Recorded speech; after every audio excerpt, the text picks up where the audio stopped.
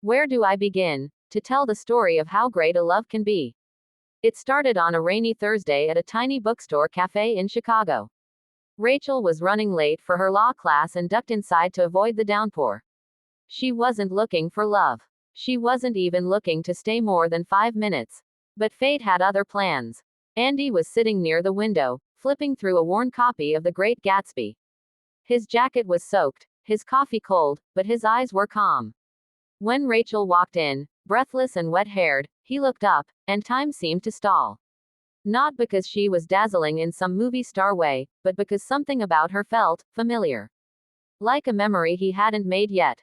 Looks like you got caught too, he said, offering her his spot near the heater.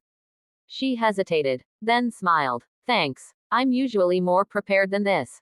They talked for 20 minutes that turned into 2 hours. She told him about her dream to fight for justice, how her parents wanted her to be practical. He told her about his failing architecture firm, how he stayed hopeful even when clients pulled out. I still think beauty matters, he said, sipping lukewarm coffee.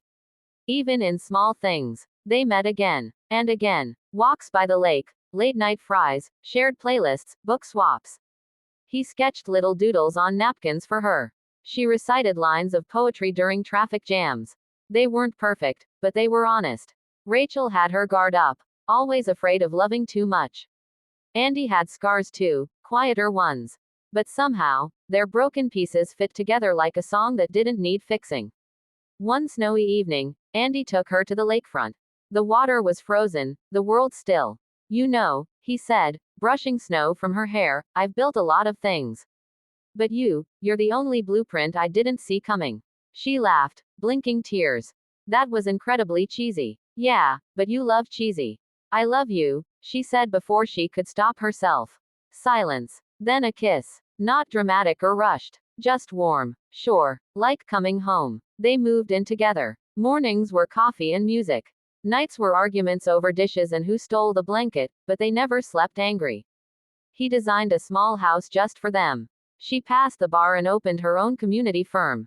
Life wasn't perfect. They lost a baby once. They grieved in silence, then held each other tighter.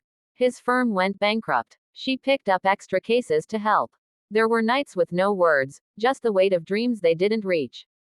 But love stayed. It deepened, grew quieter, stronger. Years later, sitting on their porch, her hand in his wrinkled one, he whispered, "Where do I begin to tell our story?"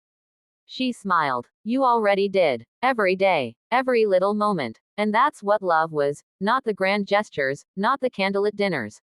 But the quiet belief in each other. The way she still called him handsome, after all his hair turned gray. The way he still remembered how she took her tea. It was a love written in glances, in sacrifice.